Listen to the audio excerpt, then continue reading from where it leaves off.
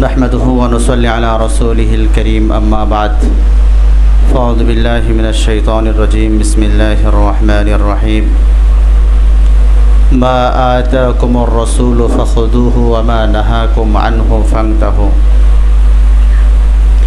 وقال النبي صلى الله تبارك وتعالى عليه وسلم من أحيا سنتي فقد أحبني ومن أحبني كان معي في الجنة صدق الله العلي العظيم وصدق رسوله النبي الكريم الحمد لله আল্লাহ পাক রব্বুল আলামিনের দয়া অনুগ্রহ মেহেরবানি আল্লাহ পাক রব্বুল আলামিন আমাদেরকে দ্বীনি এমন একটি পরিবেশ দান করেছেন পৃথিবীর শ্রেষ্ঠতম কাজ কোরআন শিখা এবং কোরআন শিখানো এমন শ্রেষ্ঠ কাজের মধ্যে আল্লাহ পাক রব্বুল আলামিন আমাদেরকে লিপ্ত থাকবার তৌফিক দান করেছেন।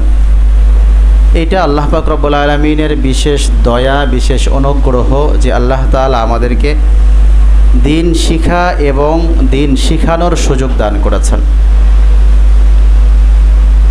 রাসূলুল্লাহ সাল্লাল্লাহু আলাইহি ওয়াসাল্লাম বলেছেন, শ্রেষ্ঠ মানুষ কারা? শ্রেষ্ঠ মানুষ তো তারাই যারা দ্বীন শিখে এবং শেখায়। খয়রুকুম মান তাআল্লামাল কোরআন ওয়া আল্লামা। তাহলে এর চাইতে শুকরিয়ার বিষয় আসমানের নিচে জমিনের উপরে আর কিছু হতে পারে না। আমি তোমাদেরকে সবসময় বলি, মন খাটো করবার মন ছোট করবার কোনো সুযোগ নাই।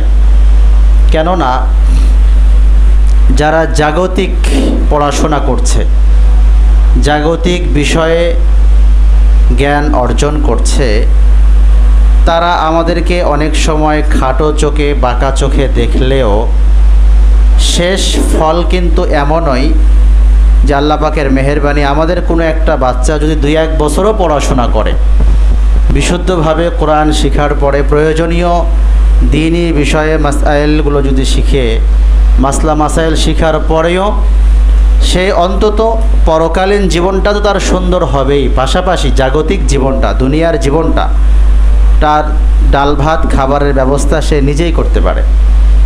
কিন্তু যারা দুনিয়ার লাইনে পড়াশোনা করছে, এমন হাজার যারা ডিগ্রি কমপ্লিট করেছে, মাস্টার্স কমপ্লিট করেছে, চাকরি নাই, কি করবে? কারণ চাকরির জন্য তো সুযোগ থাকতে হবে, এতগুলো সুযোগ না থাকলে। এবং সর্বশেষ এমনও মাস্টার্স কমপ্লিট করনেওয়ালা বহু শিক্ষিত, তারা রিক্সা চালাচ্ছে, চায়ের দোকানে কাজ করছে, সেলসম্যানের কাজ করছে, এই জাতীয় সাধারণ থেকে সাধারণ কর্মে নিজেদেরকে ব্যস্ত রেখেছে। কি করবে? কোনো উপায় নাই। কিন্তু আলহামদুলিল্লাহ একজন হাফেজে কোরআন 3-4 বছরের মেহনতে হাফেজ হচ্ছে।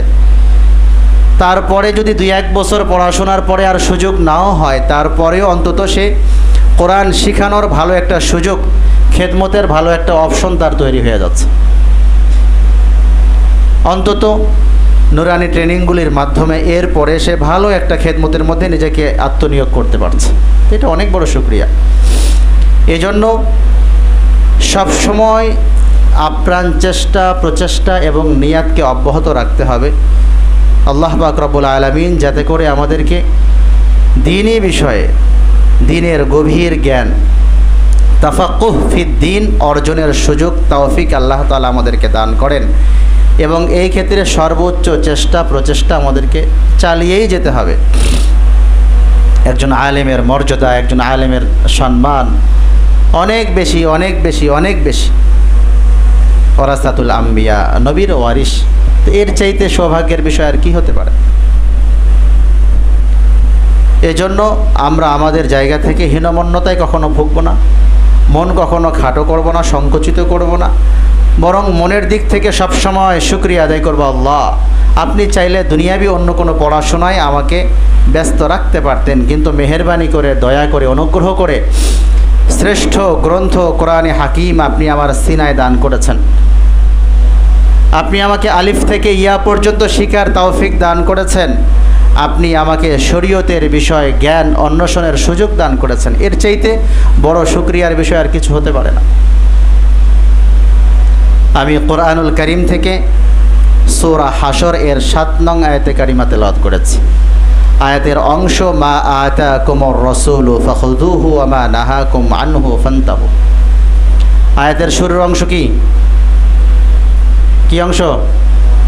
মা আফা আল্লাহু আলা রাসূলিহি মিন আহলিল কুরা ফালিল্লাহি ওয়ালির রাসূল ওয়ালিদিল কুরবা ওয়াল ইয়াতামা ওয়াল মাসাকিন বলো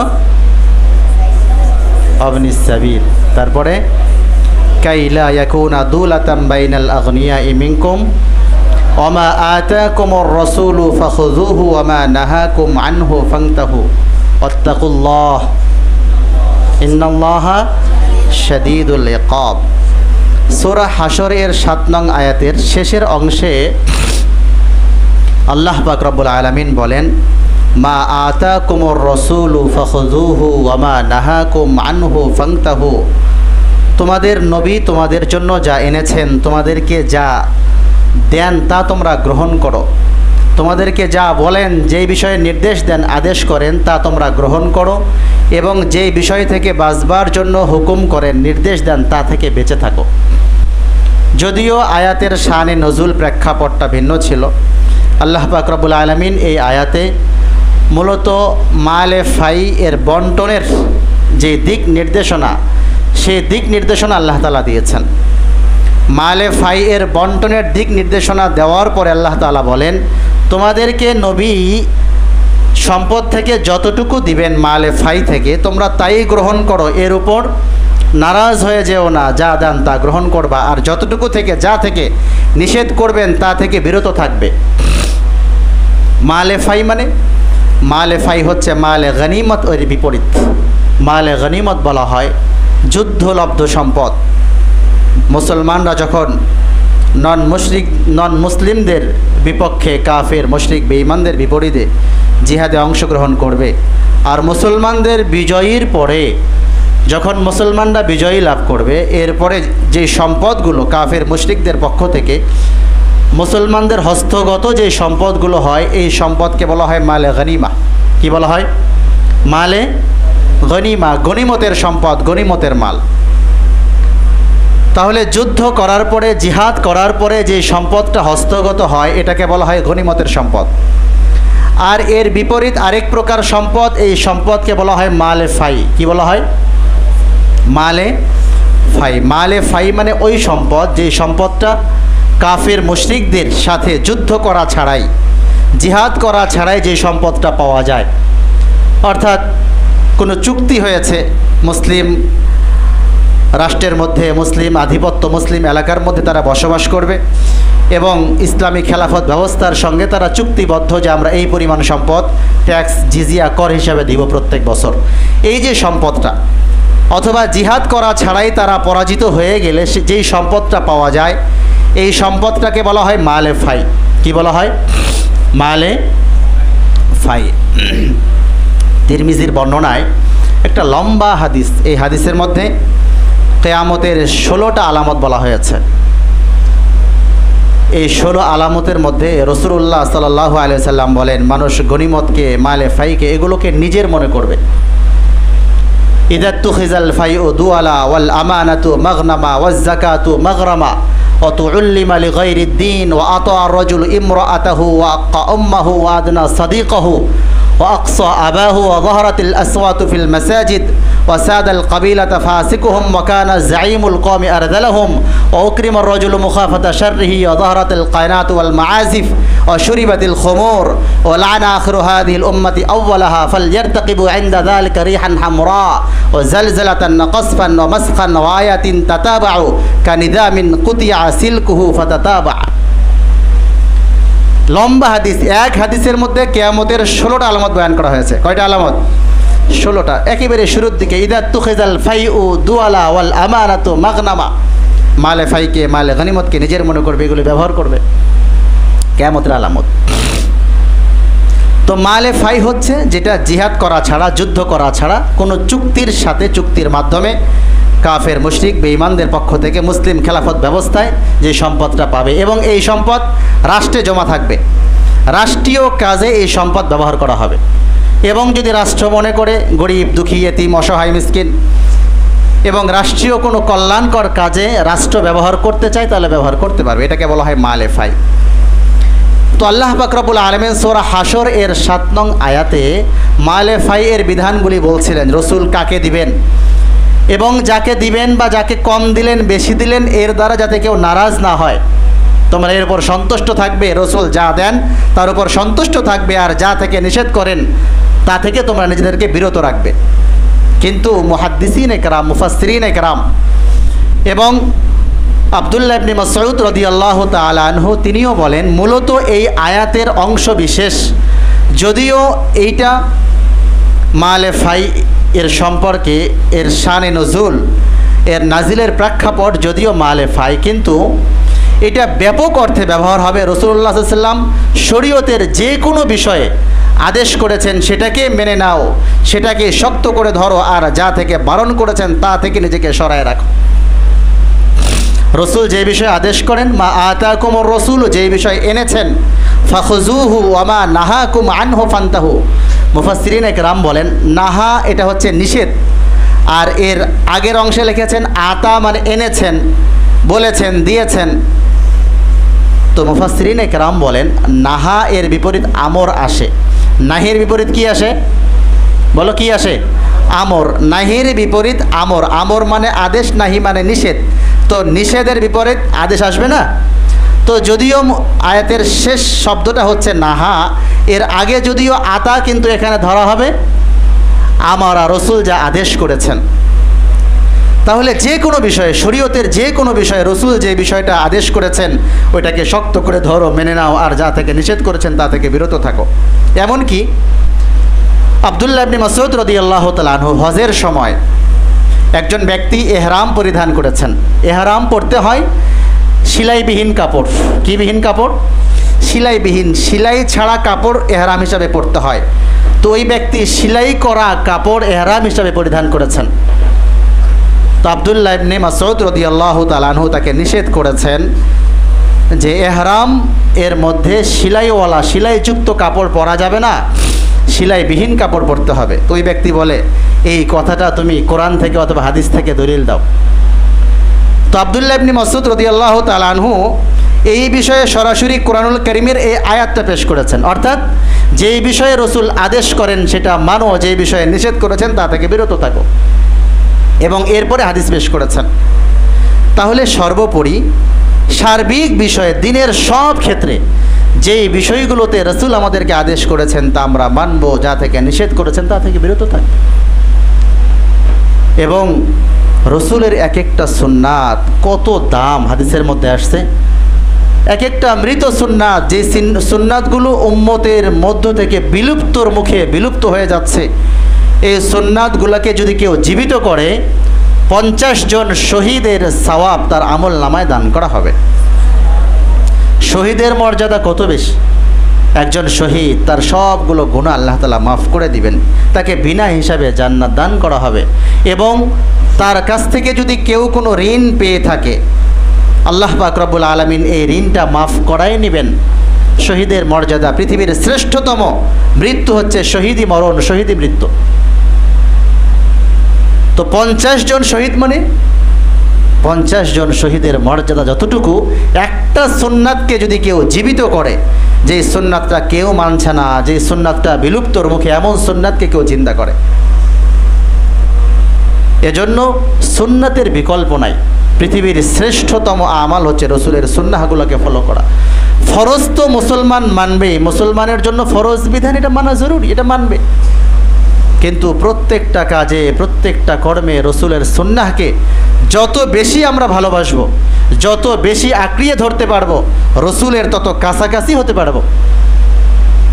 এজন্য তিরমিজির বর্ণনা, তিরমিজি শরীফ 1678 নম্বর হাদিস, হজরতে আনাস ইবনে মালিক রাদিয়াল্লাহু তাআলা আনহু বর্ণনা করেন, নবীজি সাল্লাল্লাহু আলাইহি ওয়াসাল্লাম আনাস ইবনে মালিককে বলেন, ইয়া বুনাইয়া, বড় মহব্বত ভালোবেসে আদর করে বলেছেন, আনাস, তোমার সন্ধ্যা আর সকালটা যাতে এমন হয়, তোমার সন্ধ্যা আর সকালটা যাতে এমন হয় তোমার অন্তরে কারো প্রতি কোনো বিদ্বেষ না থাকে, অর্থাৎ ভাই ভাইয়ের প্রতি, বন্ধু বন্ধুর প্রতি, মুসলিম মুসলমানের প্রতি কেউ কারো প্রতি বিদ্বেষ রাখবে না। এটা রসুলের অনেক বড় একটা হেদায়েত, দিক নির্দেশনা।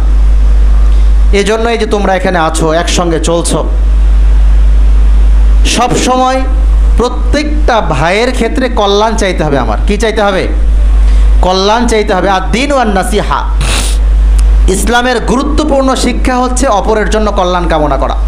ইসলামের বলো, ইসলামের, সবাই বলো, ইসলামের গুরুত্বপূর্ণ বিধান প্রত্যেকের জন্যই কল্যাণ কামনা করা। আর দ্বীন ওয়ান নাসিহা, ইসলাম শরীয়ত, এটা হচ্ছে অপরের জন্য কল্যাণ কামনা করা। তোমার ভাই, তুমি চেষ্টা করা যে আমার চাইতে আমার ভাই, তার থাকার জায়গাটা ভালো হোক, তার পড়ার জায়গাটা ভালো হোক, আমার চাইতে সে ভালো খাক। এখন খাবার নিয়ে আসলাম, খাবার বাড়া শুরু করলাম, সেখানে বড় মাছটা, বড় টুকরাটা, বড়টা আমার জন্য রাখলাম, ছোটোগুলা তাদের জন্য দেওয়ার চেষ্টা করলাম, যেহেতু আমি বন্টন করছি। তাহলে এটা আর দ্বীন ওয়ান নাসিহা হইল না। বরং চেষ্টা করা আমি কম খাবো, আমি কম খেয়ে থাকবো। সবগুলো জায়গার তুলনায় যেই জায়গাটা একটু কম ভালো, আমি সেখানে থাকবো। ফ্যানের নিচটা বাদ দিয়ে সাইডে আমি থাকবো, আমার ভাইকে আমি ফ্যানের নিচে থাকার ব্যবস্থা করে দেবো। এরকম প্রত্যেকটা ক্ষেত্রে নিজের ভাইয়ের জন্য কল্যাণ কামনা করা, নিজের সাথীর জন্য, নিজের সঙ্গীর জন্য কল্যাণ কামনা করা। তুমি তার জন্য কল্যাণ কামনা করবা, তাকে স্যাক্রিফাইস করবা, তাকে সুযোগ দিবা। আল্লাহ পাক রব্বুল আলামিন চাহেন তো তার ইলম কবুল হবে, সে অনেক বড় হাফেজ আলেম হবে। আর এই কাজের ওসিলায় আল্লাহ পাক রব্বুল আলামিন তোমাকেও বড় হাফেজ এবং বড় আলেম বানাবেন। সব সময় নিজেরটা না দেখা, সেলফিশ না হওয়া, স্বার্থপরতার আচরণ না করা। সব সময় চেষ্টা করো অপরকে প্রাধান্য দিব, অপরকে প্রাধান্য দিব। নিজেকে খাটো মনে করা, নিজেকে ছোট মনে করা, অপরকে প্রাধান্য দেওয়া, এটাই তো রসুলের শিক্ষা। আব্দুল কাদের জিলানী রহমতুল্লাহি আলাইহি রাস্তা দিয়ে হাঁটছেন, আর কেউ তাকে জিজ্ঞাসা করছেন, আপনি যে রাস্তায় চলছেন, আর চলতে গিয়ে আপনার পাশ দিয়ে যে একটা কুকুর হাঁটছে আমরা দেখতে পাচ্ছি, তো আপনি উত্তম নাকি এই কুকুরটা উত্তম? আচ্ছা বলো, বর্তমান জামানার, বর্তমান সময়ের কোনো বড় আলেমকে যদি এই কথাটা কেউ জিজ্ঞাসা করে, তো সে কেমন রেগে যাবে? রেগে যাবে না? রেগে যাবে না? ওই লোকটাকে ধরে চড় থাপ্পড় মেরে দিবে না? সে না মারলেও তার সঙ্গে তার ছাত্ররা বা খাদেমরা থাকলে ওই লোককে কী অবস্থা করবে? কয় কত বড় সাহস, আমাদের হুজুরকে বলে কি রে? ঠিক না? কথা বলো। তা আব্দুল কাদের জিলানী রহমতুল্লাহি আলাইহিকে জিজ্ঞাসা করছে যে আপনি উত্তম না এই কুকুরটা উত্তম? আমরা জানি নিকৃষ্ট প্রাণী কুকুর এবং শুকুর, তো কুকুরের সঙ্গে উদাহরণ দিচ্ছে। আব্দুল কাদের জিলানী রহমতুল্লাহি আলাইহি বলেন, শোনো, আমার চাইতে এই কুকুর উত্তম নাকি আমি উত্তম এটা তো এখন বলতে পারবো না। যদি মরার সময় ঈমান নিয়ে মরতে পারি, মরার সময় ঈমান নিয়ে মরতে পারি, তখন নিজেকে বলতে পারবো যে হ্যাঁ আমি এই কুকুরের চাইতে উত্তম, যেহেতু আমি ঈমান নিয়ে মরতে পারলাম। আর আল্লাহ পাক রব্বুল আলামিনের কাছে শ্রেষ্ঠত্ব এর মাকাম মর্যাদা পাবো আশা তো করি, যেহেতু ঈমান নিয়ে কালিমা নিয়ে মরলাম। আর ঈমান নিয়ে কালিমা নিয়ে যদি মরতে না পারি, না মরি, তাহলে আমার চাইতে এই কুকুরই উত্তম, এই জন্য যে কুকুরের তো কোনো হিসাব নাই, আর আমি তো আমার হিসাব দিতে পারবো না। তো তারা নিজেদেরকে কত খাটো করে দেখেছেন, নিজেদেরকে কত ছোট করে দেখেছেন, কত বিনয়ী তারা প্রকাশ করেছেন। আর আমরা কি করি? এজন্য নিজেকে যত খাটো করে দেখতে পারি, যত ছোট করা যায়, যত বিনয়ী করা যায়। আর দ্বীন ওয়ান নাসিহা, অপরের জন্য কল্যাণ কামনা করা, অপরের জন্য কল্যাণ কামনা করা। তা আব্দুল কাদের জিলানী রহমতুল্লাহি আলাইহি বড় পীর তাকে বলা হয়, এত বড় আলিম, এত বড় আল্লাহওয়ালা, তার উত্তরটা কি শোনো। এজন্য পরস্পর কেউ কারোর প্রতি বিদ্বেষ রাখবো না, কখনো না। সামান্য থেকে সামান্য হিংসা রাখবো না। কোনো সময় 19-20 হলে, কোনো বিষয় নিয়ে ঝগড়া হয়ে গেলে, কিছু হলে, সাথী ভাই একসঙ্গে থাকলে, দুইটা পাতিল একসাথে থাকলে বাড়ি লাগে নাকি লাগে না? লাগে নাকি লাগে না? লাগে। তো একসঙ্গে থাকলে একটু 19-20 হবে, বাকি সেটা হলেও সাথে সাথে মীমাংসা করে নিব, সাথে সাথে তাকে বোঝাও, ভাই যাক ভুল বোঝাবুঝি হয়ে গেছে, তো ঠিক আছে তুমি আমাকে মাফ করে দাও, আমরা তো একসাথেই থাকি, একসাথেই তো চলে, এক ছাদের নিচে থাকি, এক ওস্তাদের ছাত্র, এক মাদ্রাসায় পড়ছি, এক জায়গায় আছি, পাশাপাশি শুই, এক জায়গায় খাই, এক পাতিলে রান্না হয়, তো আমরা কেন মিল মহব্বতে থাকতে পারবো না? তো রাসূলুল্লাহ সাল্লাল্লাহু আলাইহি ওয়াসাল্লাম আনাস ইবনে মালিক রাদিয়াল্লাহু তাআলা আনহুকে কি বললেন? হে বৎস, তোমার সন্ধ্যা আর সকাল যাতে এইভাবে পার হয় যে কারো প্রতি তোমার অন্তরে সামান্য পরিমাণও কি না থাকে, সামান্য পরিমাণও কি না থাকে, বিদ্বেষ না থাকে। এরপরে রাসূলুল্লাহ সাল্লাল্লাহু আলাইহি সাল্লাম আনাস ইবনে মালিক রাদিয়াল্লাহু তাআলা আনহুকে বলেন, ও আনাস, মান আহইয়া সুন্নতি ফাকাদ আহাব্বানি ওমান আহাব্বানি কানা মাই ফিল জান্নাহ।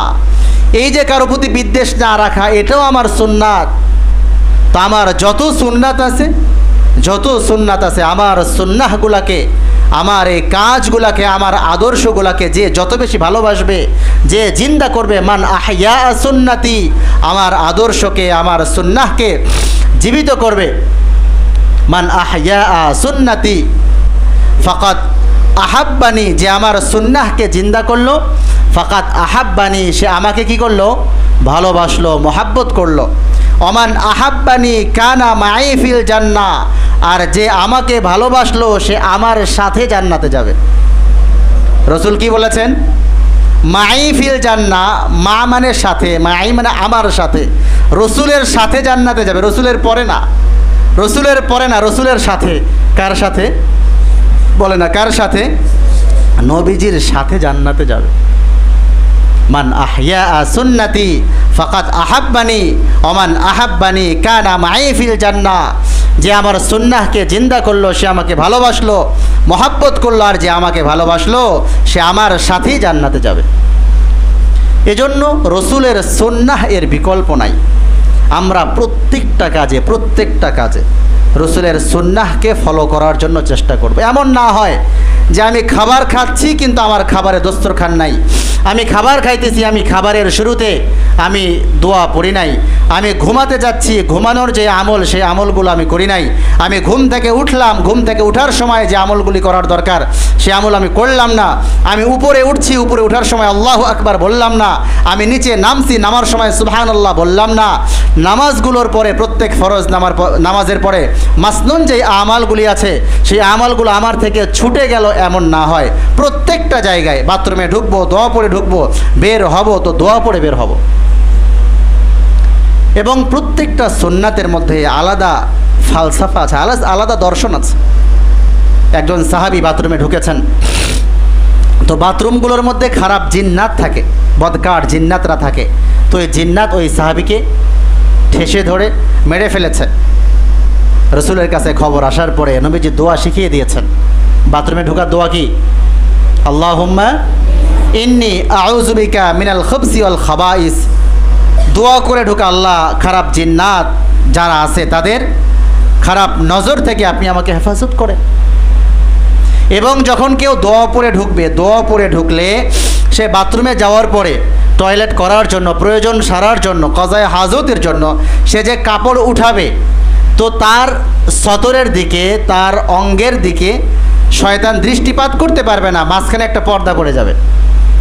আর যদি কেউ দোয়া পড়ে না ঢুকে, তাহলে তার সে যে বাথরুম করার সময়, টয়লেট করার সময় কাপড় উঠাবে, এটার দিকে শয়তানের দৃষ্টিপাত নিক্ষিপ্ত হবে। তুমি চিন্তা করো কত বড় আমল। হ্যাঁ, একজন সাহাবী রসুলের কাছে গেছেন, ইয়া রসুল আল্লাহ, আমার এই পরিমাণ রিজিকে বরকত হচ্ছে, আমার ছাগল দুম্বা এই পরিমাণ বেড়েই যাচ্ছে, রাখার তো জায়গা নাই, তা আপনি আমাকে কোনো আমল শিখাই দেন যার দ্বারা এগুলি আর না বাড়ে, রাখতে পারছি না, রাখার জায়গা কম। তো নবীজি বলেছেন, তুমি যখন খাবার খাবে তো ঘোড়া অথবা উটের পিঠে বসে খাবার খাবে। তো সাহাবী তাই শুরু করেছেন, উটের পিঠে অথবা ঘোড়ার পিঠে বসে খাবার খান। তো যখন কোনো খাবার খেতে গিয়ে কোনো খাবার পড়ে যায়, তো এটা নিচ থেকে উঠে আবার পরিষ্কার করে ওটা খেয়ে ফেলেন। অনেক দিন পরে আবার রসুলের কাছে গেছেন, ইয়া রসুল আল্লাহ, আপনি যে পদ্ধতি বললেন, আমার তো উট, এই ছাগল অথবা দুম্বা কমবে কি আরও বাড়ছে। তো রসুল বলেছেন, আমি যে তোমাকে বলেছিলাম উট অথবা ঘোড়ার পিঠে বসে খাবার খাবে, বলে হ্যাঁ আমি তো খাই। তো খাবারের সময় কি করো? কয় কোনো খাবার পড়ে গেলে ওইটা উঠে আবার খেয়ে নেই। কয় এই আমল যদি করতেই থাকো তাহলে তোমার রিজিকের বরকত তো কখনোই কমবে না। হ্যাঁ, তা আমরা খেতে গিয়ে আমাদের কত খাবার নিচে পড়ে যায়, ওই খাবারটা উঠে, যেহেতু খাবার খাওয়ার সময় 2 হাত ধুয়ে খাবারে বসে, এটা সুন্নাত, ঠিক না? 2 হাত ধোয়া সুন্নাত কেন? কোনো খাবার যদি নিচে পড়ে যায়, ওই খাবারটা আমি বাম হাত দিয়ে উঠায়ে ডান হাতে তালুতে রেখে মানে পরিষ্কার করে আবার খাবারটা খেয়ে নেওয়া। দস্তরখান তো পরিষ্কারই থাকে, এজন্য কোনো সময় কোনো খাবার নষ্ট করব না। অপচয় খুব খারাপ জিনিস, খুব খেয়াল করে শোনো। অপচয় এত খারাপ জিনিস, যদি কেউ তার জীবনে অপচয় করে, খাবারের অপচয় হোক, পোশাকের অপচয় হোক, টাকার অপচয় হোক, সময়ের অপচয় হোক, যে কোনো জিনিসের অপচয় যদি করে, মৃত্যুর আগে এর খেসারত তাকে দেওয়াই লাগবে, দেওয়াই লাগবে, দেওয়াই লাগবে। আজকে সে মাদ্রাসার খাবার নষ্ট করছে, আজকে মাদ্রাসার বিদ্যুৎ অপচয় করছে, আজকে অন্যান্য জিনিসের অপচয় করছে, মরার আগে কোনো এক সময় না কোনো এক সময় তাকে এই অভাব অনটনের মধ্যে জীবন পার করতে হবেই হবে। কারণ অপচয় এটা খুবই খারাপ জিনিস। ইন্নাল মুবাযযিরিন কানু ইখওয়ানাশ শায়াতিন। কার ভাই? অপচয়কারীরা কার ভাই? শয়তানের ভাই। অপচয় করা যাবে না। যেটা প্রয়োজন সেটা আমরা করব, যেটা লাগবে সেটা আমরা করব, কিন্তু অপচয় করব না। এজন্য প্রত্যেকটা সুন্নাহকে, প্রত্যেকটা সুন্নতকে আঁকড়ায় ধরার জন্য চেষ্টা করব। আমরা গত 3-4 দিন আগে একেবারেই মক্তব, নাজরা, হিফজ কিতাব, আমি যে সবার চুলগুলো কেটে দিলাম, আসলে মাদ্রাসায় পড়ার পরেও, দিনই পরিবেশে থাকার পরেও এরকম অনেক জায়গা পাওয়া যায় যে জায়গাগুলোর মধ্যে সুন্নতের উপর খুব একটা গুরুত্ব দেওয়া হয় না। আবার আলহামদুলিল্লাহ এরকম অনেক জায়গা আছে যে জায়গাগুলোর মধ্যে সুন্নতের অনেক গুরুত্ব দেওয়া হয়। কিন্তু আমার কথা হলো, মাদ্রাসায় পড়ে এরকম দিনই পরিবেশের মধ্যে থাকার পরেও যদি আমরা সুন্নাত মানতে না পারি, সুন্নতের উপর আমল করতে না পারি, তাহলে সুন্নতের উপর আমল করবোটা কোথায়? মাদ্রাসার পরিবেশে যদি চুল সুন্নত তরিকা রাখতে না পারি, টুপি সুন্নত তরিকার না হয়, পাগড়ি সুন্নত তরিকার না হয়, লেবাস সুন্নত তরিকার না হয়, আমার হারাকাত সুকুনাত চলাফেরাগুলো যদি সুন্নত তরিকায় না হয়, তাহলে সুন্নত তরিকার আমল আমার হবে কোথায়? হবে কোথায়? অনেক কষ্ট লাগে। এমনও মাদ্রাসা বাংলাদেশে আছে যে মাদ্রাসাগুলো তারা চেয়ার টেবিলে খায়, অথচ চেয়ার টেবিলে খাবার খাওয়া মাত্রই তাহারিমি। চুল কোনো বালাই নাই, লেবাস পোশাকের কোনো বালাই নাই। কিন্তু আমি যতটুকু মনে হয় আমার কাছে, অভিভাবকরা এখন তো মাদ্রাসাগুলোর মধ্যে জেনারেল বিষয়ের শিক্ষাগুলো ঢুকিয়েছে, এটা ভালো দিক, মাশাআল্লাহ ভালো। এবং এইটার কারণে অনেক অভিভাবক মাদ্রাসার প্রতি আকৃষ্ট হয়ে বাচ্চাদেরকে মাদ্রাসায় দিচ্ছেন। বাকি বাচ্চাদেরকে মাদ্রাসায় দিলেও অভিভাবকদের মূল ইচ্ছাটা হলো স্কুলে দিলে শুধুমাত্র জেনারেল বিষয়গুলো শিক্ষা করবে, তো মাদ্রাসায় দিলে দ্বীনি বিষয়, কোরআন হাদিসের পাশাপাশি তার জাগতিক যে শিক্ষা সেটা অর্জন হয়ে গেল। কিন্তু গার্জিয়ানরা এটাই চায় যে মাদ্রাসায় যখন দিলাম, দুনিয়া বিজ্ঞান শিখবে, শিখুক, কিন্তু আমার বাচ্চা 100 আমলি একটা পরিবেশ পাক, 100 আমলের উপর চলুক। তাহলে মাদ্রাসার এই পরিবেশে যদি সুন্নতের মুজাকারা না হয়, সুন্নতের উপর আমলের প্রতি উদ্বুদ্ধ করা না হয়, তাহলে কোথায় হবে? আর কোথায় হবে বলো? আর আমি তো বলি যে এই সময়ে বয়স 12, 14, 15, এরপর থেকে 20-22 বছর পর্যন্ত বাচ্চাদের ফ্যাশন করার সবচেয়ে বড় অংশটা হলো মাথার চুল।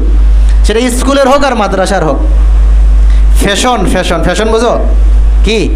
স্টাইল। তো ফ্যাশনের সবচেয়ে বড় অংশটা হলো চুল, মানে চুলের ফ্যাশন। আর সাথে যদি শুধু টুপিটাও সেই খাড়া টুপি হয়, বড় টুপি হয়, পাশাপাশি পাঞ্জাবি এমব্রয়ডারি করা, যদি এত কিছু হয়, তো রাস্তায় চলতে গিয়ে যদি সে তার মাথার টুপিটা খুলে পকেটে ভরে, এরপরে কি বোঝার কোনো সুযোগ আছে? তার চুলের স্টাইল দেখে আর তার পাঞ্জাবি এমব্রয়ডারি করা পাঞ্জাবি পরা দেখে এটা কি বোঝার সুযোগ আছে যে কোনো মাদ্রাসার বাচ্চা নাকি সেই স্কুলের বাচ্চা? বলো, বোঝার সুযোগ আছে? বোঝার কোনো সুযোগ নাই। তো মাদ্রাসায় যাদেরকে দেওয়া হয়, সাধারণ মানুষরাও কিন্তু চায় মাদ্রাসার বাচ্চারা আলাদা হোক, ইমতিয়াজ হোক, মুমতিয়াজ হোক, তারা মুনতাখাব হোক, পৃথক হোক, তাদের চাল চলন, উঠা বসা সব কিছু আলাদা হোক, এটা তারাই চায়। তো স্টাইলের এই বয়সে স্টাইলের সবচেয়ে বড় জায়গাটা কি? মাথার চুল। তো চুল কেটে দিলে অর্ধেক স্টাইল শেষ। এরপরে যদি মাথায় একটা পাগড়ি উঠায় দেওয়া হয়, তাহলে মেয়ে লোকদের ভিড়ে ওকে পাঠালেও যাবে না, টিভির সামনে পাঠাইলেও যাবে না। কেন যাবে না? কয় হায় চুলের তো অবস্থা যা আছে, সুন্নত তরিকা, আবার মাথায় পাগড়ি, এটা নিয়ে যদি টিভির সামনে যায় অথবা মেয়ে লোকদের মজলিসে যায়, তাহলে আমার তো ইজ্জত মোটেও থাকবে না, এটা করা যাবে না। তাহলে দেখো এই যে সুন্নত তরিকায় আমলের কারণে সে গুনাহ থেকে বাঁচতে পারলো নাকি পারলো না? পারলো নাকি পারলো না? আর মাথার চুলের অবস্থা যদি তেমন হয় এবং পাঞ্জাবি এমব্রয়ডারি করা থাকে, টুপির অবস্থা কেরোসিন, তাহলে সে যে কোনো পরিবেশে যেতে পারবে। এজন্য সুন্নতের আমলের বিকল্প নাই। সুন্নতের আমল যার যত বেশি এবং সুন্নতের সঙ্গে যার মহাব্বত যত বেশি, রসুলের সে আকরাব ইলার রসুল, সে রসুলের তত নিকটবর্তী। এজন্য মাথার চুল, আর এমনিতেও তো আমি চিন্তাই করি, আমার দিকে তাকাও, মাথার চুল এটা তো ইচ্ছা মতো রাখা যায় না। মা আতাকুমুর রসুল ফাখুযু ওয়া মা নাহাকুম আনহু ফান্তাহু, রসুল যা আনলেন তা মানো, যা নিষেধ করলেন তা থেকে বিরত থাকো। এবং আল্লাহ তাআলা বলেন আল-ইয়াওমা আকমালতু লাকুম দীনাকুম ওয়া আতমামতু আলাইকুম নি'মাতি ওয়া রাদিতু লাকুমুল ইসলামা দীনা। ইসলাম হচ্ছে কমপ্লিট জীবন ব্যবস্থা। কমপ্লিট জীবন ব্যবস্থার নাম হচ্ছে ইসলাম। তাহলে সেখানে চুল কাটার তরিকা রসুল বলেন নাই? কথা বলো, বলেন নাই? আরে কথা বলে না, রসুল বলেন নাই? জোরে বলো, বলছেন নাকি বলেন নাই? নবীজি বলেছেন একেবারে মাথার চুল থেকে পায়ের নখ পর্যন্ত প্রত্যেকটা জায়গায় রসুলের সুন্নত নবীজি বলেছেন। যেহেতু ইসলাম এটা হচ্ছে কমপ্লিট জীবন ব্যবস্থা। এবং একজন ইয়াহুদি ওমর ইবনুল খাত্তাব রাদিয়াল্লাহু তাআলা আনহুকে বলেন, ওমর, তোমাদের কোরআনে, তোমাদের শরীয়তে, তোমাদের ইসলামে এমন একটা আয়াত, একটা বিধান রয়েছে, যদি এই আয়াতটা আমাদের ধর্মে হয়তো ওই দিনটাকে আমরা ঈদ উদযাপন করতাম। তো হযরত ওমর বললেন, সেইটা কোন আয়াত?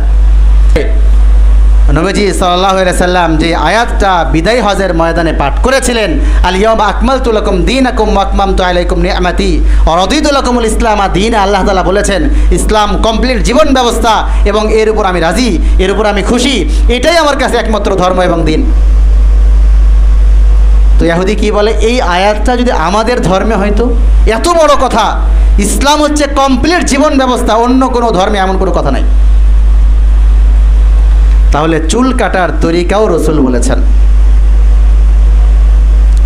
আবু দাউদ শরীফের বর্ণনা, কোন হাদিসের কিতাব?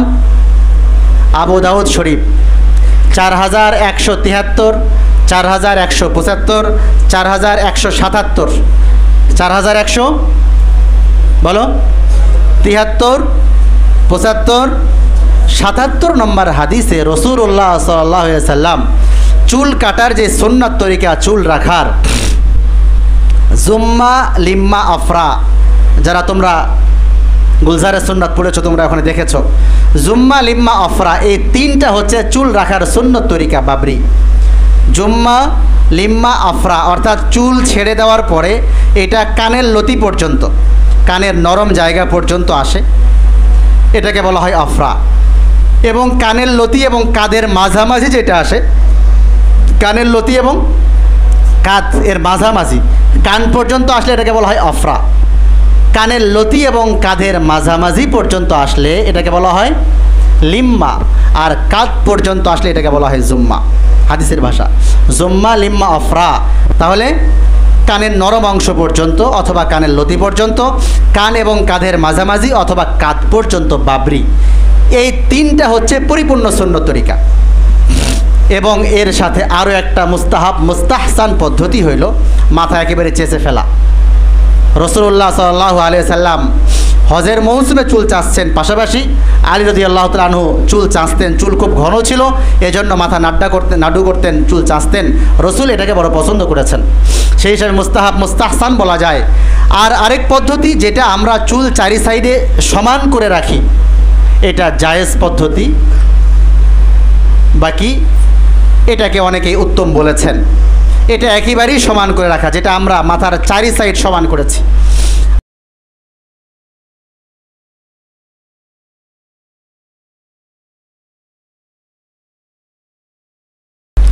এই যে দেখো, তাহলে সবার চুল আলহামদুলিল্লাহ ওই দিন আমরা সবার চুল একই সমানভাবে করে দিয়েছি।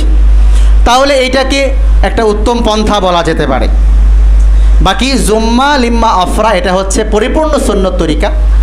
এর সাথে মাথা নাড্ডু করা, এটাকে রসুল মুস্তাহসান রসুল পছন্দ করেছেন, সেই হিসাবে মুস্তাহসান।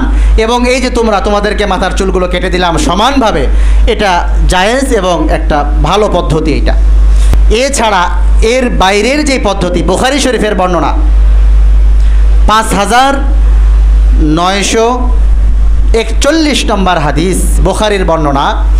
রাসূলুল্লাহ সাল্লাল্লাহু আলাইহি ওয়াসাল্লাম যেই মাথার চুল ছোট এবং বড় করে রাখা হয় এটাকে রাসূল নিষেধ করেছেন। আর ইবনে ওমর রাদিয়াল্লাহু তাআলা আনহু قال নাহা আন নবী সাল্লাল্লাহু আলাইহি ওয়াসাল্লাম আনিল কাযাই, নাহানা নবী সাল্লাল্লাহু আলাইহি ওয়াসাল্লাম, রাসূল আমাদেরকে নিষেধ করেছেন আনিল কাযাই। কাযাউন বলা হয় চুলকে ছোট বড় করা, পিছনে ছোট করেছে অথবা সাইডে ছোট করেছে, চেঁচে ফেলেছে, একেবারে ছোট করে বেড়েছে, সামনে বড় রেখেছে অথবা কোনো অংশে বড় রেখেছে। চুল ছোট বড় রাখা এটা হারাম, এটা নিষেধ। তাহলে এখন বলো, মাদ্রাসায় পড়ে দিনই পরিবেশে থাকার পরেও যদি রাসূলের সুন্নাহ মানতে না পারি, তাহলে এর চাইতে দুঃখের বিষয় আর কি হতে পারে বল? তাহলে সুন্নত তরিকায় চুল রাখবো। আল্লাহ তাআলা আমাদেরকে তৌফিক দান করে, সকলেই বলি আমিন। তাহলে এটা হচ্ছে সুন্নাহ পদ্ধতি। এজন্য যে যত বেশি সুন্নতের নিকটবর্তী, আমার সঙ্গে বলো এই কথাটা, যে যত বেশি সুন্নতের নিকটবর্তী সে আকরাব ইলার রসুল, সে তত বেশি নবীজির নিকটবর্তী। এবং যে যত বেশি নবীজির নিকটবর্তী, আকরাব ইলাল্লাহ, সে আল্লাহ তাআলার তত নিকটবর্তী। যে রসুলের যত নিকটবর্তী সে আল্লাহ তাআলার তত নিকটবর্তী, এবং আল্লাহ তাআলার নিকটবর্তী যে যত, তার জান্নাতটা ততই তার নিকটবর্তী। বলো আমার সাথে, বলো, যে যত বেশি সুন্নতের নিকটবর্তী সে তত বেশি নবীজির নিকটবর্তী, আর যে যত বেশি নবীজির নিকটবর্তী সে তত বেশি আল্লাহ তাআলার নিকটবর্তী, আর যে যত বেশি আল্লাহ পাক রব্বুল আলামিনের নিকটবর্তী তার জান্নাতটা তার ততই নিকটবর্তী, ঠিক না? তার জান্নাতটা তার ততই নিকটবর্তী। তাহলে সুন্নতের যত কাছে, প্রত্যেকটা সুন্নতকে দিল থেকে, আমার উস্তাদরা দেখলেন অথবা দেখলেন না এটা বড় বিষয় না, আমাকে কেউ বললেন অথবা বললেন না এটা বড় বিষয় না, আমাকে প্রত্যেক ওয়াক্তে বলবে এমনও হওয়ার দরকার নাই, আমাকে প্রত্যেক সপ্তাহে বলবে এমনও হওয়ার দরকার নাই। আমি পড়েছি, আমি শুনেছি উস্তাদদের মুখে, আমি পড়েছি রাসূলের সুন্নাত, আমি সেটা মানতেই থাকবো, মানতেই থাকবো। ইমামে আজম আবু হানিফা রহমতুল্লাহ আলাইহিকে জিজ্ঞাসা করা হয়েছে যে আপনি এত বেশি এত এত এত ইলম এবং জ্ঞান, অগাধ জ্ঞান, এত বেশি ইলমের অধিকারী হয়ে গেলেন, তো ইমামে আজম নু'মান ইবনে সাবিত আবু হানিফা রহমতুল্লাহ আলাইহি বলেন, আমি যখন যেই বিষয়টা শুনেছি অথবা যেই বিষয়টা দেখেছি, পড়েছি, যেই বিষয়টা সম্পর্কে আমি অবগত হয়েছি, আমি তখন থেকেই ওই বিষয়ে আমল শুরু করেছি। এজন্য যেটা জানবো শুনবো আমল শুরু করব, যেটাই জানবো আমল শুরু করব। তাহলে যত বেশি সুন্নতের নিকটবর্তী হব, রসুলের নিকটবর্তী হয়ে যেতে পারবো, আর রসুলের যত নিকটবর্তী হব আল্লাহ তাআলার তত নিকটবর্তী হব, আর আল্লাহ তাআলার যত নিকটবর্তী হব জান্নাতের তত নিকটবর্তী হয়ে যেতে পারবো। এজন্য আমি তোমাদেরকে আগেও বলেছিলাম, সুন্নতে পয়গম্বরী বেহতার দাওয়াস্ত, সুন্নতে পয়গম্বরী বেহতার দাওয়া, নবীজির সুন্নতের চাইতে উৎকৃষ্ট মহা ঔষধ কোনো ওষুধ আর হতেই পারে না। সুন্নতে পয়গম্বরী বেহতার দাওয়াস্ত, নবীজির সুন্নাত সবচেয়ে উত্তম ট্রিটমেন্ট প্রত্যেকটা ক্ষেত্রে। মাথার যে চুল কাটা হয়, হাতের নখ কাটা হয়, দাড়ি লম্বা করা হয়, মোজ ছোট করা হয়, টাকনোর উপর আমরা জামা পরি, যাবতীয় যে সুন্নাতগুলি আছে, খাবারের সুন্নাত, গোসলের সুন্নাত, ঘুমের সুন্নাত, পড়ার সুন্নাত, নামাজের মধ্যে সুন্নাত তরিকাগুলি যাবতীয় যাবতীয় রসুলের পূর্ণ আদর্শ, এমন কোনো সুন্নাহ নাই যেই সুন্নাতের সাথে কোনো দর্শন নাই। এবং সেই দর্শন বিজ্ঞানীরা যখন সেই দর্শন নিয়ে গবেষণা করেছে, তারা কোরআনের সামনে, রসুলের সুন্নাহর সামনে এতিমের মতো দাঁড়ায় আছে। যে 1400 বছর আগে যে রসুল কোনো কলেজ, ইউনিভার্সিটি, কোনো জায়গায় পড়াশোনা করলেন না, তিনি কিভাবে বুঝলেন? আমরা এত পরে এসে, এত গবেষণার পরে, এত ফিকিরের পরে, এত চেষ্টার পরে, এত গবেষণা করে বের করলাম যে এই কাজটার দর্শন বা ফালসাফা এইটা, এর লাভ এইটা, এর জাগতিক লাভটা এইটা। রসুল ওই 1400 বছর আগে বলে গেছেন। রসুল যা যেভাবে বলেছেন ওইটা তারা এখন এসে মিলায়ে দেখে, এটা স্বাস্থ্যসম্মত, এটা বাস্তবসম্মত, এটা রুচিসম্মত, এটা সার্বিক দিক থেকে মানুষের কল্যাণকর কাজ। এজন্য রসুলের সবগুলো সুন্নাহকে আমরা মেনে চলবো। আল্লাহ তাআলা তৌফিক দান করে, সবাই বলি আমিন।